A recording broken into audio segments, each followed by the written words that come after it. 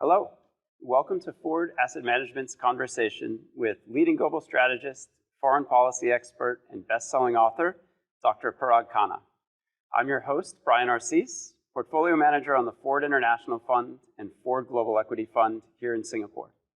Thank you all for joining us today, and a special thank you to Dr. Khanna. Welcome, Parag. Hi, Brian. Nice to see you. It's nice to see you. We really appreciate you being here. We actually, not everyone on the webinar knows, but we've been trying to sit down for 2 years. Yeah. We actually were hoping to have a live kind of clients from South Africa join us, but nonetheless, we're very happy to be able to do it today. We are live in the new world order. The new world of live, exactly. Your two most recent books, sort of The Future is Asian and Move, The Forces Uprooting Us, really resonated with us here at Foord, and we wanted to share a lot of those insights with our clients and our partners. And as we were chatting a bit earlier, we are long-term investors. Our portfolios are tilted relatively meaningfully towards Asia. But it might be helpful just to set the stage for this conversation to help us kind of define both the where and the what of Asia today. So maybe you can sort of walk us through that. Absolutely, and I think that for your investors, for your audience, with the outlook from across the Indian Ocean, you can truly appreciate the formal, correct, expansive definition of Asia a lot better than people who are far away, and even perhaps better than people who are in Asia. Let me explain. When you're in Asia, each culture is like a universe unto itself. Indians can be Indo-centric, Chinese, Sino-centric. And when you are in America or in Europe, sometimes the view of Asia is viewed through a political lens, which is to say Sino-centric.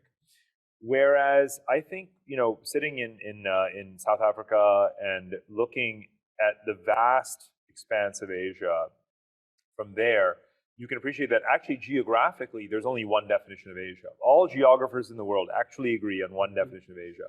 It stretches all the way from the Red Sea and the Mediterranean Sea to the Sea of Japan, right? So a vast, vast canvas. And that is Asia. And so even now, as you allocate more, and it's great that you have a more, sort of a long position and a macro, positive view on Asia. And that's certainly, a thesis that I very much agree with. But my definition of Asia pushes the envelope in the sense that I'm actually using the full geography and looking at the last 30 years, how fast Asia has come together into a system. And I use the word system a lot in my work because it means that there's an intensity of the relations. And it's only taken 30 years for Asia to achieve the system-like nature, and it's only going to deepen in the future. That's very interesting. In the popular kind of nomenclature, popular press, we read a lot about sort of this new rise of Asia. Right.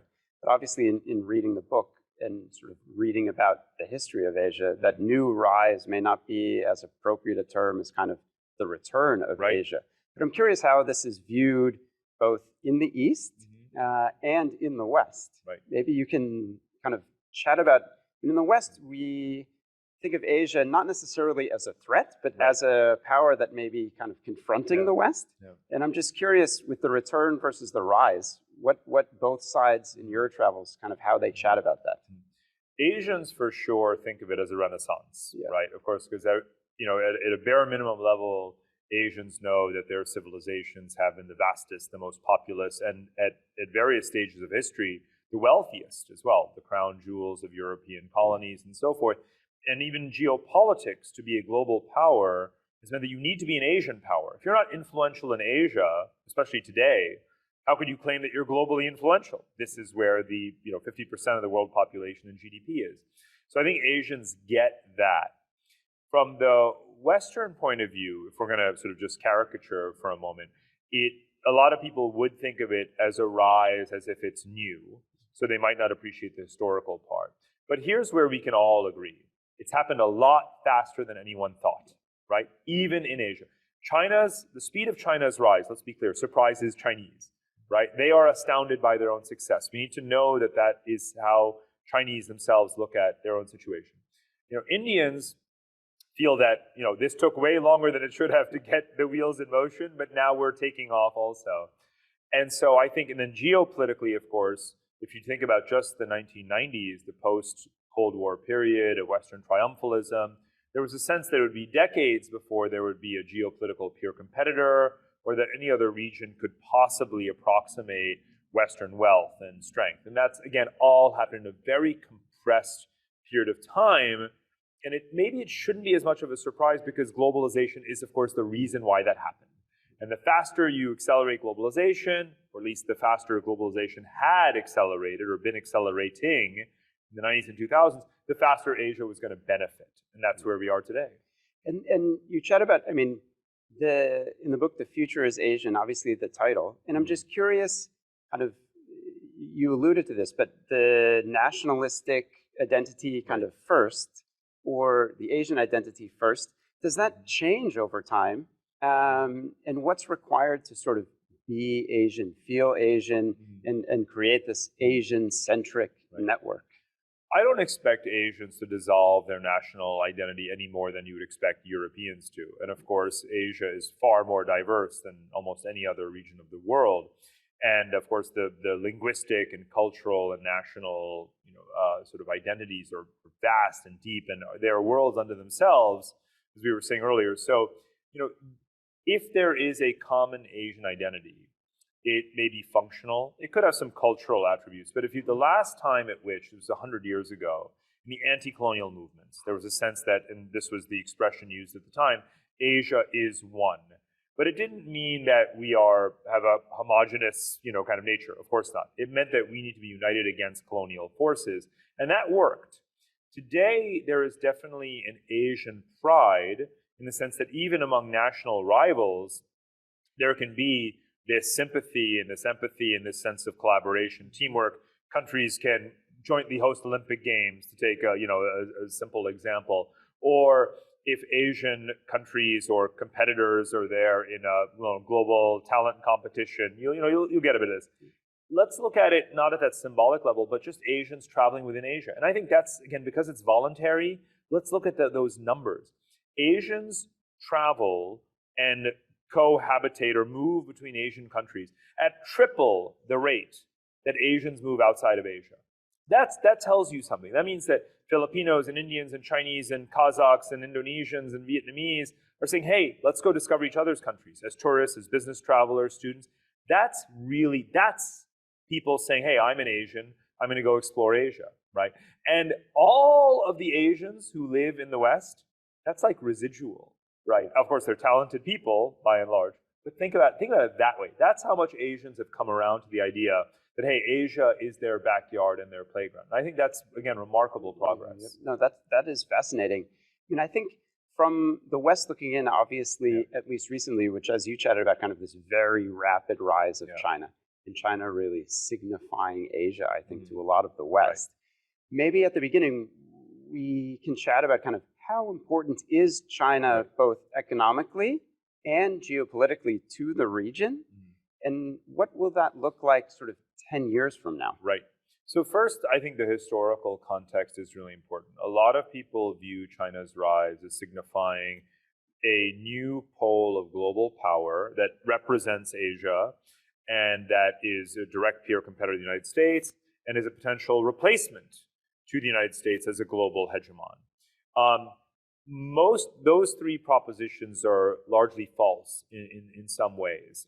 First of all, the United States at the end of World War II was in a really unique situation. It represented 50% of global GDP. Today, even with China at full strength, it represents 15% of global GDP. So we have to remember that the world is truly multipolar. There is not one power that is simply going to replace America. The world is going to be multipolar with North America, Europe, and Asia as the principal economic zones of the world, more or less in perpetuity. 10 years from now, that's very obviously still the case. Within Asia, China is the most powerful state by far. It's the largest economy as well by far. But it's unlike other regions of the world. It's not the only game in town. Asia is so much bigger than other regions of the world, demographically and economically, and culturally diverse, that it has to be thought of as multipolar internally. So Japan still very much matters. India matters more and more. China is there. Australia is part of the broader Asian system. Russia is part of the Asian system, and Korea and so forth. So think of Asia as a world unto itself, and being multipolar with its own economic and obviously geopolitical dynamics, where yes, China is number one, but that doesn't mean that there isn't a number 2, 3, 4, or 5 that aren't important and whose relations with each other and with China don't shape its behavior. And all of that gets missed when we talk about China as representing all of Asia and being the kind of embodiment of Asia. And if we think about kind of the rise of China, growth within China, and this sweet spot of GDP per capita where countries hit, and then they're at a place where there's now proper discretionary income to spend on things that aren't necessities. I mean, China probably hit that point maybe 10 years ago, maybe even a bit more. But a lot of other Asian countries are there basically today. Right. And maybe you can kind of help us walk through some of those countries that are really at that tipping point now. And as long-term investors, what might be interesting places for us to look for quality companies to invest in? And this is such an exciting story, Brian, because China, let's remember on the demographics, represents only 1/3 of Asia's population. I mean, here's yet another reason not to view China synonymous with Asia. There are 3.5 billion, with a B, Asians who are not Chinese, right?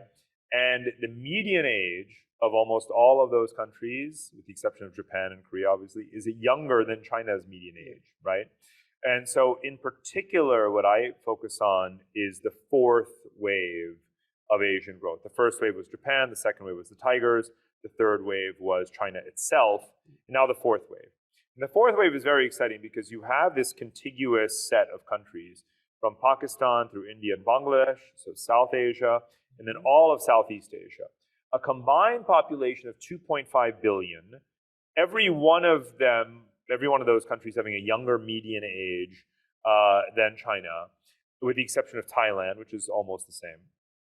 And you had, prior to the pandemic, very high growth rates, in many of these cases, higher growth rates than China. ASEAN, just the sub-region of ASEAN, is really worth talking about. It has half the population of India, that's 700 million people, GDP larger than India. Half the population of China, with more greenfield foreign investment coming in than China. Really remarkable. And that's where we stood in 2019. Now, the pandemic has obviously led to a bit of a reset in some of these areas, but that's also offset by new dynamics around trade agreements and tensions with China and supply chain shifting. So I'm very bullish on the places like Vietnam, Philippines, Indonesia, India as well, and so forth. Yeah. And I mean, you touch on in the book, I think, as well, that foreign direct investment basically into Asia, 50% of that already is coming from within Asia. Right. Maybe you can just chat through the pace at which that is accelerating. And I mean, what will it look like 5 or 10 years from now? Right. This is critical. A lot of people who have underestimated Asia's rise in general and emerging, or what I call ascending Asia in particular, have looked at the low rates of cross-border trade and investment as an indicator that the region was not yet matured. And indeed, because it was a statistical anomaly in a way, because when a country or when a region is the kind of factory floor of the world, its external trade is going to be much higher than its internal trade. And when its per capita incomes are low, you're going to have less trade integration. So those two facts made it seem that Southeast Asians and India, were not well connected to each other. But that has switched really fast because growth rates have been accelerating, wealth creation has been enormous, trade agreements have been signed, supply chains are shifting. When all of those things happen within a span of a few years, boom, you get this, and now we have the latest data, the rate of internal trade and investment, as you were alluding to earlier, have really shot up. And this is a sign of maturity in this region. So again, at the height of this pandemic, a year ago, you had Asian countries sign the Regional Comprehensive Economic Partnership, RCEP, the largest trade agreement by GDP and demographics in the world, obviously by far. That's a sign of maturity. And what I've tracked in some of my kind of research, going back to the previous crises, 98 Asian financial crisis, the GFC of 2008, now the pandemic. Each time Asian countries learn to reform faster, lean on each other more readily, to liberalize and bring down their borders around capital controls and investment flows more quickly. So that's a sign of maturity too. So I think you see those things happening now with the pandemic. RCEP is one metric in that direction. So again, overall, the learning effects are key to reinforcing that progress. And with on the trade agreement side, I mean, with the U.S. sort of withdrawing from the Trans-Pacific Partnership (TPP), what does that mean, both geopolitically and economically, between links with some of the Asian countries that are signatories, will be potentially, and the West in general? I mean, does this accelerate the basically turning inward with that linkage kind of broken? Or there is the Asianization of Asia, as I call it, which is kind of a mouthful, but what I mean is, again, the systemness, right? Asia looking to itself more. Obviously, when the US did not join TPP, which it had itself created, it was a signal that, well, we should really move forward with RCEP anyway. And remember, it was going to do RCEP anyway. Asians are very pragmatic. They don't really view these trade agreements as either or. In the Western media, we may have characterized these as two rival trade blocs. That's not the way trade works. It's sponges, right? And so you notice that most countries said, well, I'll join TPP without the US, and I'll join RCEP with China. And now you have China saying, I'd like to join, they'd like to join TPP. That's the right way to view trade, pragmatically, not ideologically. So there's that. And we also can't generalize about the West, because remember that Europe is all in on reciprocity, trade expansion, new agreements, Japan, Korea, pushing for a FTA with ASEAN on the Vietnam and Singapore models, eventually with India as well. So within the West, we have huge divergence. And then even within the United States, it's important to decouple what's happening with trade agreements versus investment. Because actually, the perverse effect from the US point of view is that when you don't join a trade agreement, your companies wind up investing more abroad because they have to get behind the tariff wall, they have to go local, they have to do more joint ventures. And indeed, of course, who is the largest investor in Southeast Asia? It's still, by a mile, the United States. So I don't worry about the US position and influence here in terms of finance and investment, right? The financial services industry is here. Not only are they still arbitrating and negotiating China, and we can come back to that in terms of capital account liberalization, equity markets, and so forth, but they're looking for that same process to eventually play out here in Southeast Asia, which it will, according to those learning effects. But then, corporate America and Western, manufacturing firms more generally are saying, hey, Southeast Asia is now cheaper than China. You have less risk to your IP, and a whole bunch of other conditions are present here. So this region benefits from that as well. It is, I mean, driving the investment kind of across Asia and from within Asia, how much of that ultimately is getting exported back to Europe or to the US? Is that driving a lot of the investment, basically, that these other countries are now less expensive than China? I'm just curious how much of the investment ultimately is still finding its way back, and how much is staying within Asia? Right. So there's a couple of answers there. One is that Asia now has multiple factory floors for the world. You still produce in Asia until you have full labor automation and you don't have to account for the cost of labor in North America and Europe. It's still going to be cheaper to manufacture here and ship things, and despite the current, transitory inflation, let's say, around supply chain costs, it still is cost competitive to be, manufacturing across Asia's multiple factory floors, whether it's China or whether it's Southeast Asia or eventually India. So Asia truly has 4 or 5, let's say, factory floors. The second part of the answer, though, is that you now manufacture in Asia also to sell in Asia because you have vibrant consumer markets. You have a huge growing middle class all across the region. On any given day, the forecast may vary ever so slightly, but you've heard some variation of by the year 2030, 60% of the global middle class is going to be in Asia, and that amounts to 3 billion people, and so on and so on.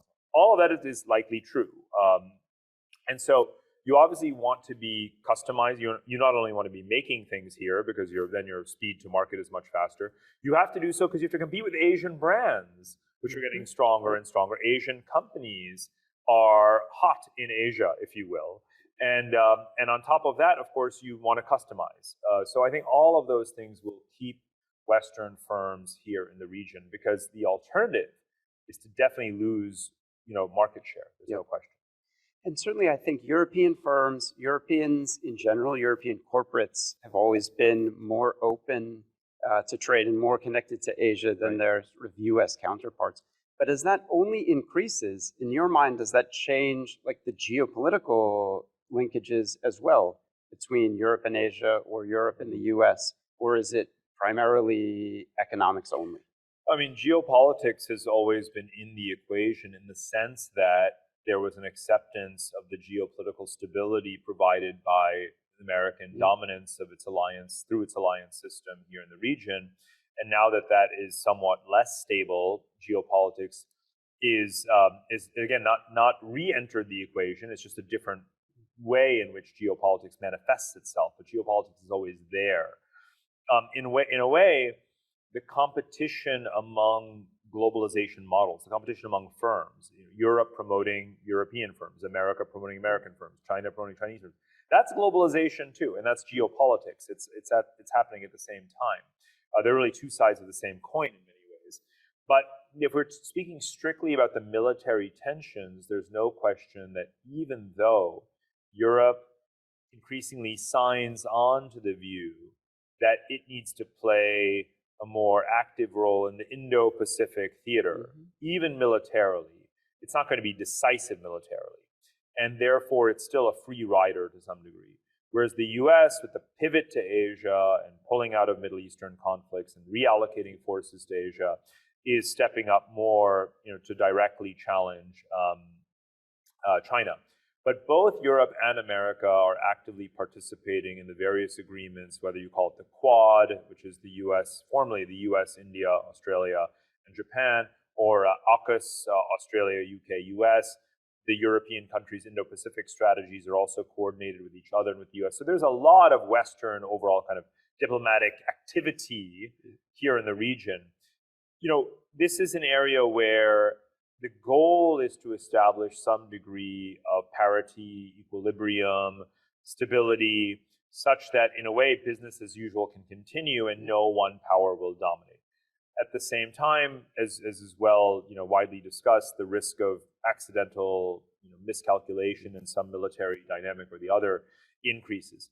That's pretty much where we are right now. But have Asians done a really good job of separating the geopolitics from the geoeconomics for 30 years? It's 30 years since 1991, since the Soviet Union collapsed. Right now, as we speak, 30 years. They've done a phenomenal job, right?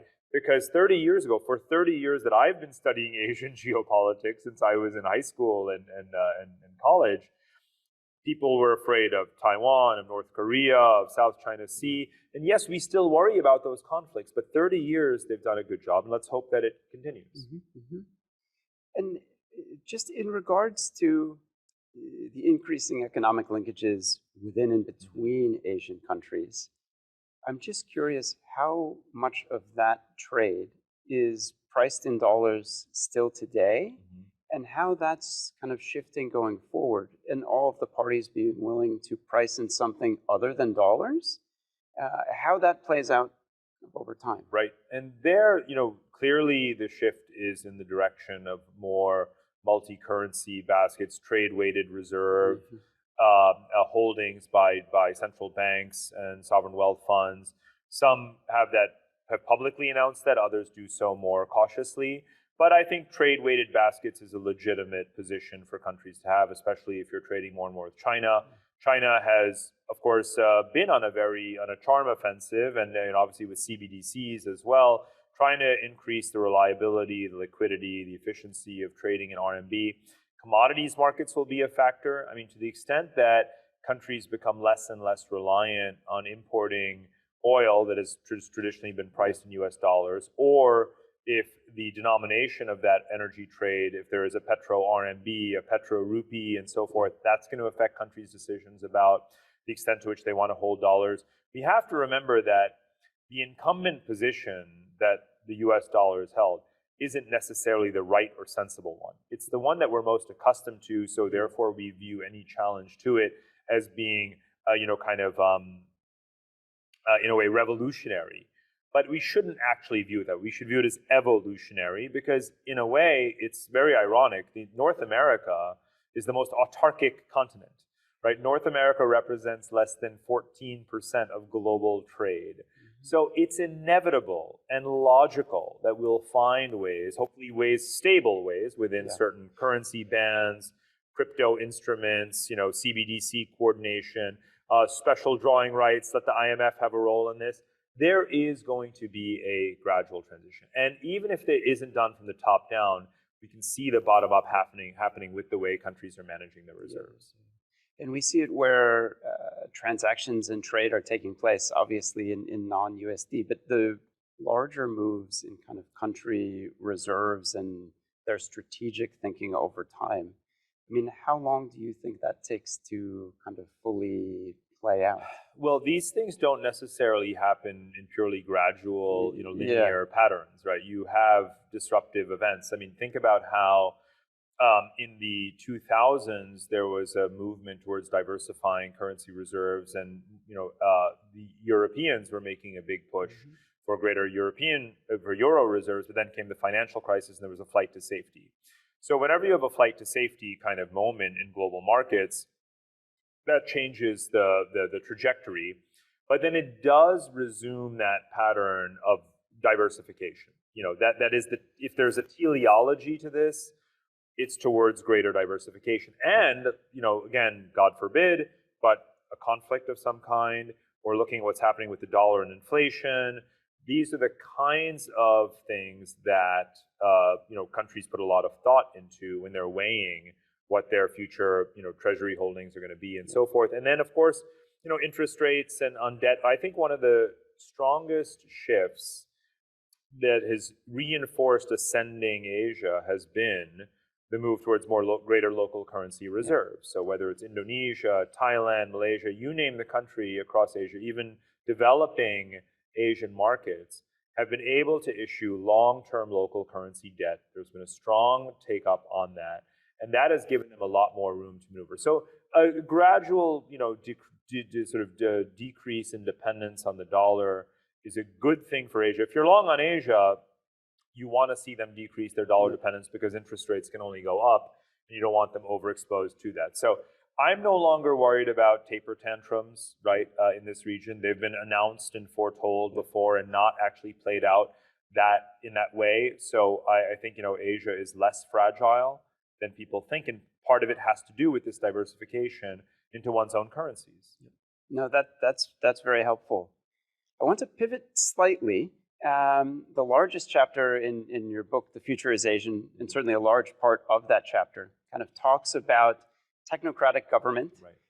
And I think that in the West, we don't fully understand or appreciate what technocratic government actually means.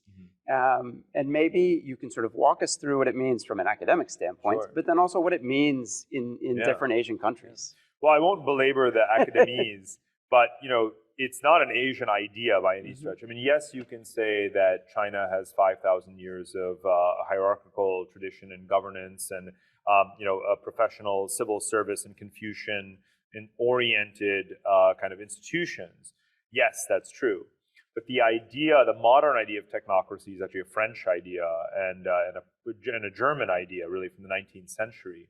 So I refer to it in a very non-cultural way, in the sense of what are the ends and means of governance and the institutions that best promote national objectives. So let's be as neutral as possible because it is a global concept around governance. And it doesn't necessarily de-emphasize democracy. We'll come back to that. It just comes back to institutions. And in technocracy, you want to have whether it's the executive branch or civil service and other entities, be meritocratic, right? You want to have obviously a sort of, I don't want to say ruling class or caste, but you want to have a class of civil servants and professionals who are bureaucrats who are trained for the job. And I think that Europeans, or Asians, have an innate deference towards that professionalism, which is obviously a good thing. You know, it's proved them well. And if you look at some of the foremost democracies in the world, a number of them are in Asia, like Japan, like Taiwan, like South Korea. Well, what do they have in common? Not only are they fully fledged liberal democracies, which is proof that democracy and technocracy are not opposites. They're first-rate civil service institutions. They're highly technocratic governments in terms of the functioning of government. They're a lot like Germany. They're incredibly a lot like Germany in that sense. But they also need to be utilitarian and long-term oriented. And again, even though there is as innate an impulse for democracy and self-expression as you have in the West, you also have in Asia. And people forget that. Remember that the majority of people in the world live in Asia. The majority of people who live in democratic countries in the world live in Asia. More people in Asia live in democracies than in non-democracies. China does not represent Asia. Taught all factually true tautology right there. So it's not about antithesis. But when we ask what do Asian government societies aspire to see in their governments, they don't aspire to see democracy for the sake of it. They want to see outputs. And so I'll just give one tiny wonky kind of commentary. There's a difference between input legitimacy and output legitimacy. In Western societies, we're very proud of our input legitimacy. We had a free and fair and democratic multi-party election, but we don't emphasize enough the output legitimacy. Did the government get anything done? Did it meet its KPIs, right? Its key performance indicators. And I think it's a very good thing that Asians think about accountability in terms of output legitimacy, right? It's not enough to have been elected. Did you do something? And that's why when you look at the democracies in Asia, let's say just take the developing democracies, India, Indonesia, the Philippines. Now that's a combined population of about 1.8 billion people in those three countries. Now these are rough places to be in politics. These are coarse democracies, to put it kindly, right? In many respects, they're illiberal democracies as well. But you do have electoral accountability. You do have people who have full access to information. You do not have vast information asymmetries in these societies, right? Let's remember, every Indian election is the biggest election in the world. People know, was born in India, I have a lot of family who vote there all the time, and believe me, they're arguing and debating, they've got a lot of options, right? Whether a certain location is rigged or biased is a different story, but that happens everywhere. There's no question that they are choosing to elect these governments that we think of from the outside as being somewhat roguish, thuggish, and so forth. I just urge people to look at things from the citizen's point of view, because they want to see clean streets. They want to see infrastructure get built. They want to see trash collection. They want to see a strong military. They want to see a long-term campaign of modernization, which is why they support Modi, they support Duterte, Jokowi, warts and all. So I'm not saying that these leaders are great. I'm not saying they're perfect. Not at all. But the people, even in democracies in Asia, like the idea of, again, a long-term, professionally run civil service that's getting things done. Yeah. No, and I think that, the interesting thing there that you chat about as well is just the trust that many of these countries have in their government relative to the trust that some democracies in the West, or lack of trust the citizenry have. So glad you mentioned it, because this is one of the very important things coming into a pandemic, when you don't know when you're entering a pandemic, but you are all of a sudden. Having that baseline of a very high degree of public satisfaction in the government is an enormously important factor when you're trying to convince people to download contact tracing apps and wear masks. It also helps to have been through the SARS epidemic, 18 years ago. But so important to have that degree of trust. And what are we seeing right now, as we speak right now, in Western countries? People don't trust each other and don't trust their government. That's a big problem. And I think that from the West looking in, and I think COVID is a great example of kind of the nuances of how the governments run. I think they look, and I'm obviously curious to get your view here, but they look at the ease with which people download a tracing app or wear a mask kind of across Asia, and view it more as being compliant, learning to be compliant over time. But really, it is born out of trust more than compliance. Yeah. And so it seems like even in a non-pandemic scenario, that things are therefore also easier to get done. And I'm just sort of curious, making controversial decisions in a non-pandemic environment, but that not everyone will agree with. How easier or harder is it to do that in many of these countries where there is trust in the government relative to somewhere like the US? Well, we should remember that Asian societies, by and large, are actually quite diverse. So it's not as easy as it looks from the outside. When people look at Asian societies and say, oh, they're so obedient, it's like, wait a minute, now actually you're talking about very diverse, multi-ethnic societies, multilingual, huge degree of inequality, certainly have their political tensions. We can, on the one hand, look at Asian countries and fear the kind of fissures in the society one day, and the next day say, oh, they're all just homogenous and obedient. You can't have it both ways. The truth is, it's very difficult to pull off what Asians have pulled off here, to have that high degree of solidarity. And solidarity is not quite the same as just a trust in government.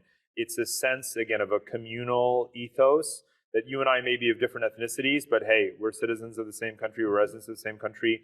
At a bare minimum, we have an obligation to each other to wear a mask, right? Or everything doesn't have to be political, right? If epidemiology and common sense says wear a mask, we wear a mask, even if we didn't trust the government, we know that we should do it. And I think that's a good thing to have a distinction between the things that, it's sort of where it's open season and everything can be political versus some things are not controversial or politicized because they don't need to be in the first place. Yeah. And I think that pragmatism and solidarity are other aspects of what I call the new Asian values. So technocratic governance is one, and the sense of social solidarity is another. And if we then take that, because I'm curious, if we kind of look back at China and some of the regulatory changes that have taken place recently, whether it's cracking down on some IPOs that have listed in the US for fear of data kind of leaving China, or cracking down on the education companies and sort of turning them not for profit. Right. Is that a technocratic kind of decision? Or, what exactly kind of drives that, and how easy does the population accept big changes like that? Well, in China, the population doesn't necessarily have a choice to vote in those kinds of policy decisions. Technocracy is a process, not an outcome. So you can look at an outcome and say, was it technocratically derived or was it just political? When it comes to some of the decisions that China's made recently, it's obviously a mixed bag. The way in which Jack Ma has been handled is political, not technocratic.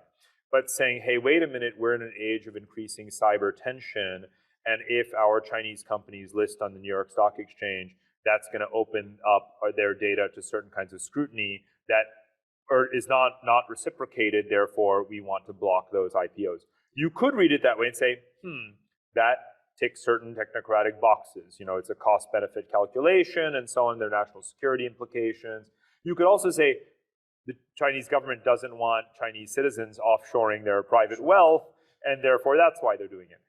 Unless we know exactly what the motivation was, we can't quite say it was sort of something was technocratic versus not.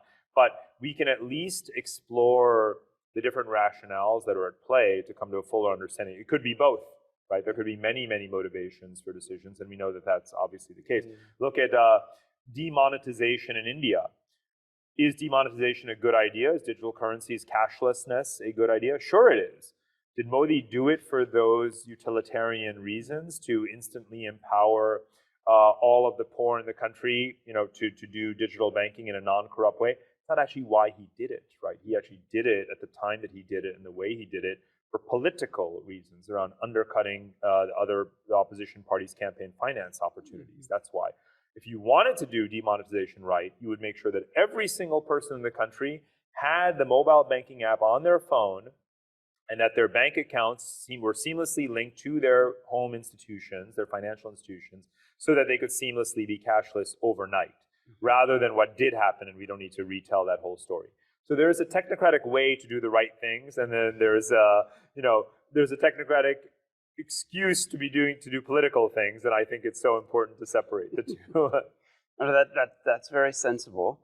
I guess, so my question around separating the acceptance of, or the approval of, or the happiness of citizens kind of living in a democratic state or a technocratic state. I'm just wondering how much of that, in the book you sort of chat about that if we look even at the US, the percentage of the population that's kind of happy with the direction of the country is not that high.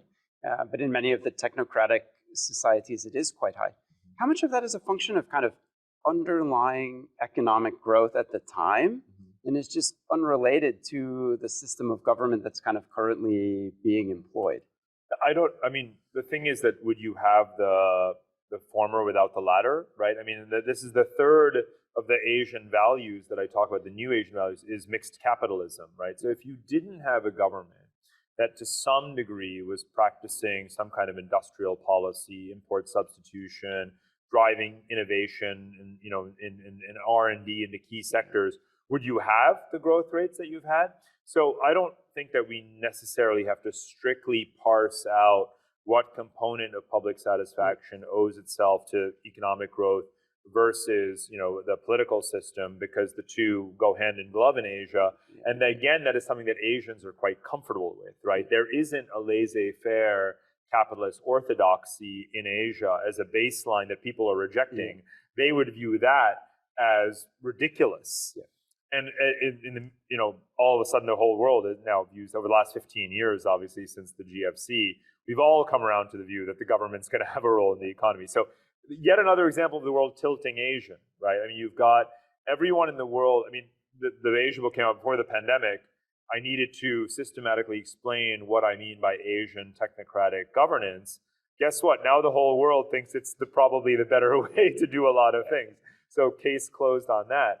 But also with mixed capitalism, the whole world has become mixed capitalist. But I won't attribute that to Asia, because that's very much how European economies are run. And Asians learned it from Europeans as much as anything else. If we look at kind of 25 years ago or 30 years ago, Western companies, whether American companies or European companies, kind of moving into Asia, being market leaders in whatever industries they were in, and sort of well positioned to grow in this landscape. Is it now shifted? I mean, is it a disadvantage to be a large Western company in Asia? Is it easier, even if you're much smaller, to be used to operating in sort of the Asian environment? And so we'll see more investment into local companies and more of the growth accrue to those local companies. It's definitely both. Remember that there is still a brand and quality premium in many sectors. You know, so to take the kind of archetypical example is, let's say, German machine tools and industrial companies, right? They're second to none still.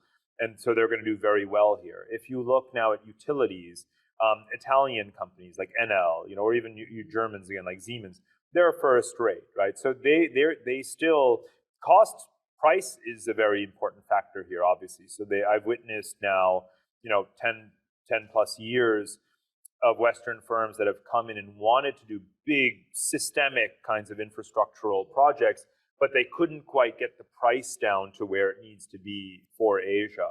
So there's an adjustment process there. But they're also increasingly buying, right, local firms and helping to upskill them and use their resources. And that's all part of what the new trade and investment frameworks, you know, sort of encourage. So it's both, but I think there is still a quality premium. Again, then there's also the aspirational effect. You know, here in Singapore and in other countries in the region, you know, young, talented software programmers do want to work for Google, Facebook, LinkedIn, and so forth. You know, it's so funny that the brand of big tech in America has suffered immensely, but it's enormously powerful and positive still in much of Asia. So that's also less controversial. So I would say it really depends on the company, on the sector, on the country of operation. But that's all part of being such a huge economic area that Asia is. You're going to see all of those things at the same time. And so some of those aspirational sort of tastes or ideals, they're obviously shifting, as you sort of chat about in the book, from aspiring to buy a Western brand to really aspiring to buy a quality local brand. You can also sort of talk us through how the catalyst for some of that, and where we are. I mean, in that, the pace that increasing. In some areas it isn't new, right? There's something of an indirect line from, say, Sony in the 50s and 60s to Huawei and Samsung today. I mean, Asians, the young millennial Asians that I know, wouldn't literally, Chatham House rules, even though it's not, they wouldn't be caught dead with an iPhone. They're like, you use an iPhone? Come on, look at the latest Samsung, Huawei. Look at how many pixels my camera is, versus yours. So there is that in electronics for sure. You're seeing it with fashion, in kind of lifestyle brands, hospitality, F&B and so forth. So remember that these are consumer societies, right? It's very important for people to come to Asia and spend time here and realize that when you're talking about the new generation of Asians, they're not aspiring to work in factories and make cars and widgets to export to the West, right? And I've documented this clearly. The economic composition, primary, secondary, tertiary, agriculture, manufacturing, and services, is very similar in poor Asian countries than as in Western countries. We're talking about 50 to 80% of GDP that is in services. So even a place like Vietnam, where you've got all the net new manufacturing work coming in, and it's a poor country, it's still better than 50% services, which means that young Vietnamese are like young Westerners. They get up in the morning, they drink a cup of coffee, they get on a scooter or a moped, and they go to an office and they do services work. It's just this lower per capita income. So we really have to think about, especially the next generation globally, as being very, very similar, because the manual labor, that is being automated to a large degree. So the manufacturing wave that Asia is experiencing now is not going to employ nearly as many people as it did in the 70s, and so on. But they don't need that because they are services economies like us. Mm-hmm. And is that starting to move outside of Asia as well? I mean, Europeans or Westerners kind of craving or aspiring to buy some Asian brands that have been, I look most recently, obviously, at Squid Game, which is consuming content from Korea. But I'm just curious how that's kind of moving west. Definitely in the digital and cultural arena. So gaming more generally, and cinematic content as well, music, K-pop, and so forth. But gaming, obviously, there's a huge innovation that comes from Asia and is adopted elsewhere. And part of the growth of Western tech companies in gaming and content is by acquiring Asian brands and teams and integrating them. You could see it culturally with language acquisition, study abroad, and the number of entrepreneurs who are now coming over here and devoting either VC or other kinds of fund activity to the local markets. You can definitely see a fair number of people leaving big Western tech and wanting to work for the kind of, I don't want to say underdog, but in the startup scene locally, and that being perfectly normal. So this manifests itself in quite a few ways. Maybe,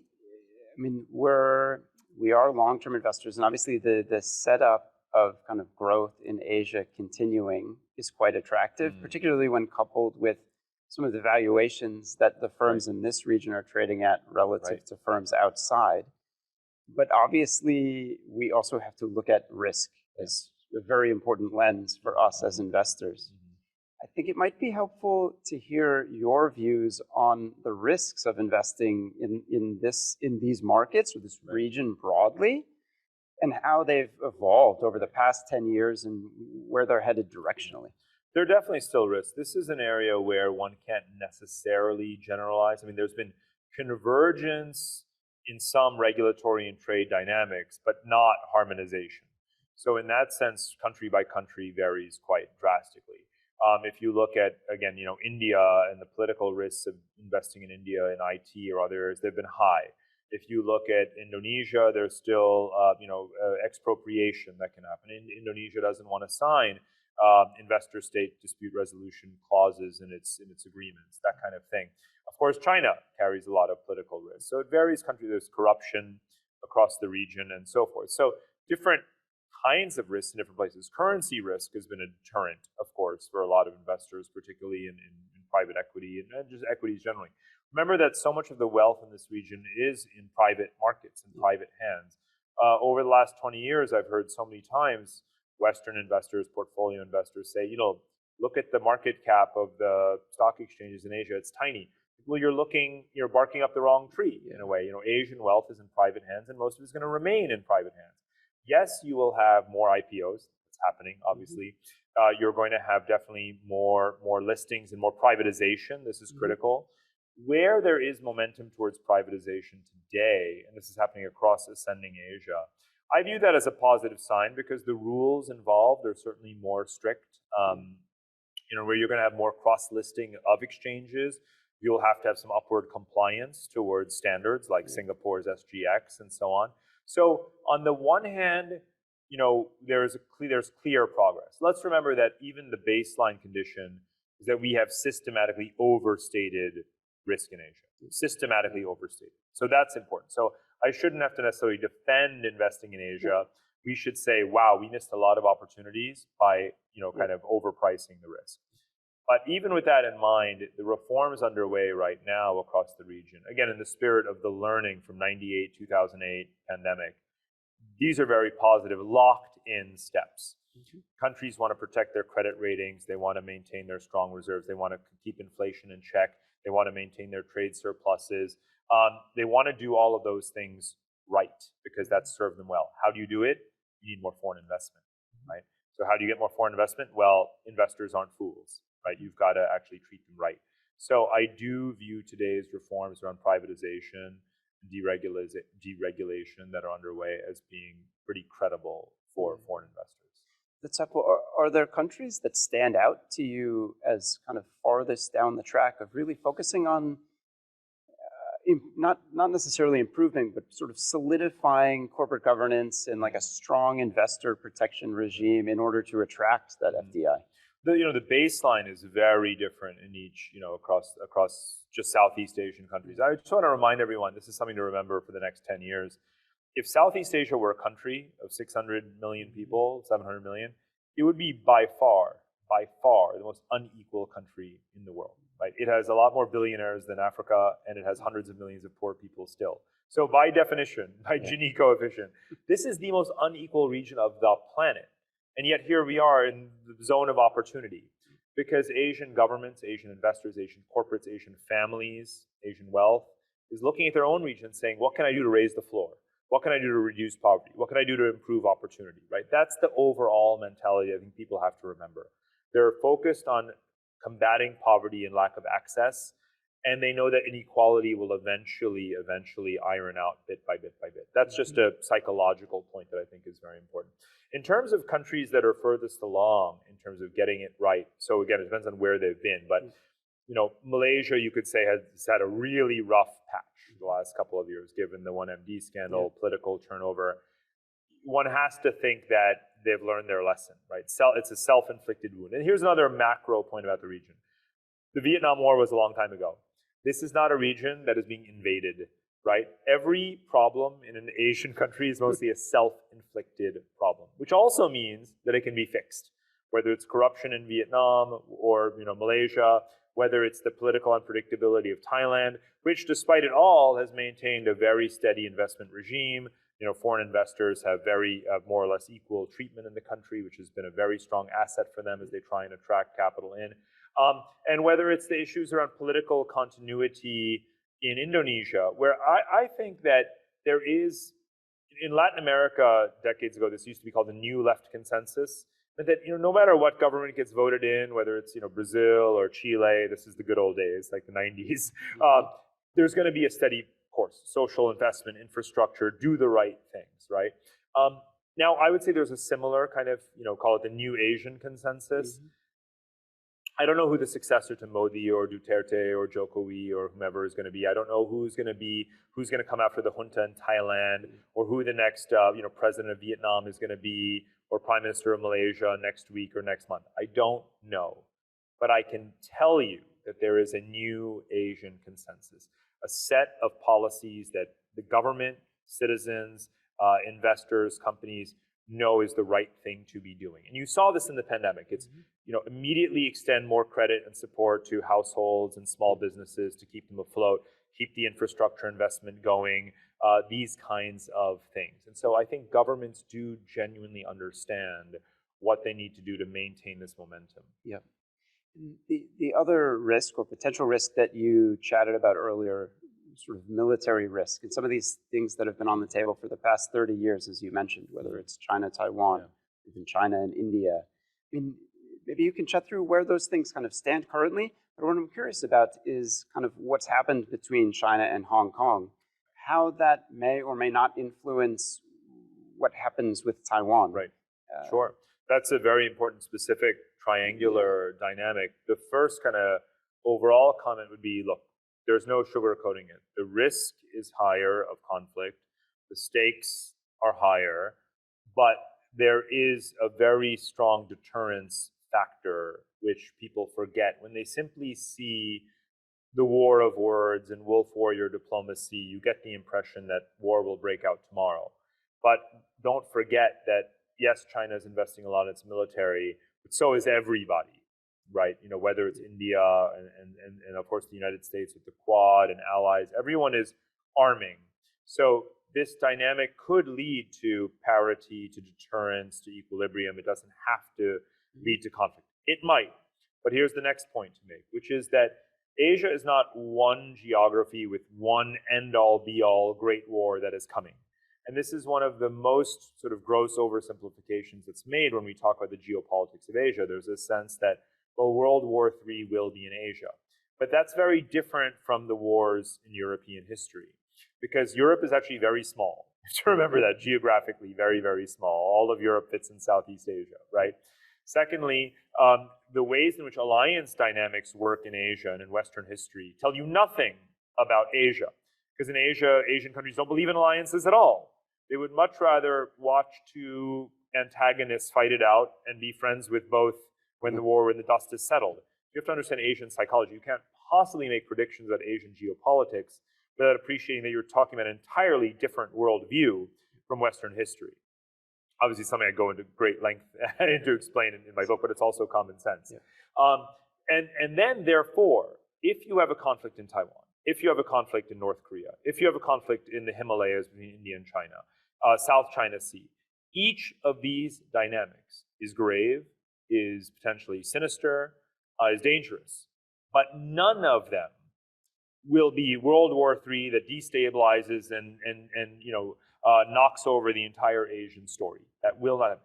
Each of these is localized, and that's critical. Again, not the chain reaction, spillover effects, escalation, and regional and global conflict as was the case in European history, right? Not true. Asians aren't going to manage these conflicts in this way. It'll be ring-fenced, isolated, aimed at settling that dispute, and then it'll be done. It may be violent, maybe nasty, ugly, loss of life, but still there will be a beginning, middle, and an end.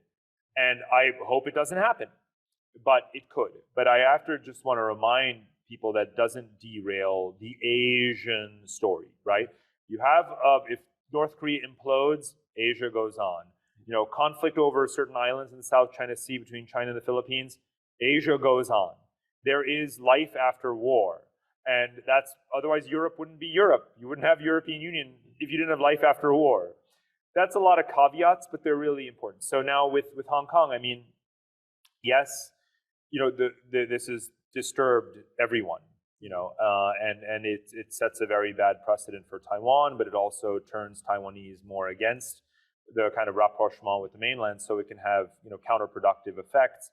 And then you have a lot of the military maneuvering to maintain that parity, such that China doesn't take rash military steps.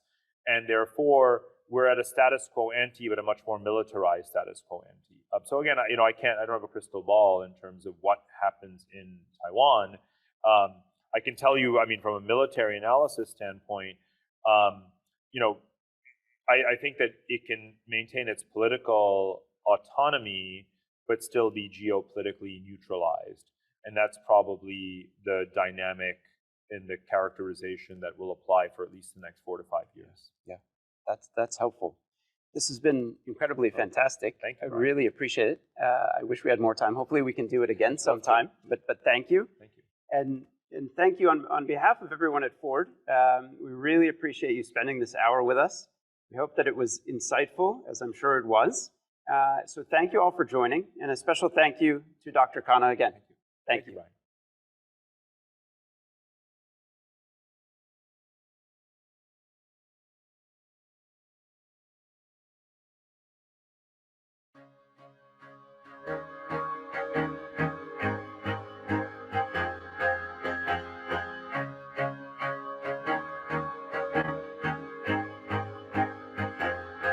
I used to rule the world. Seas that rise when I gain.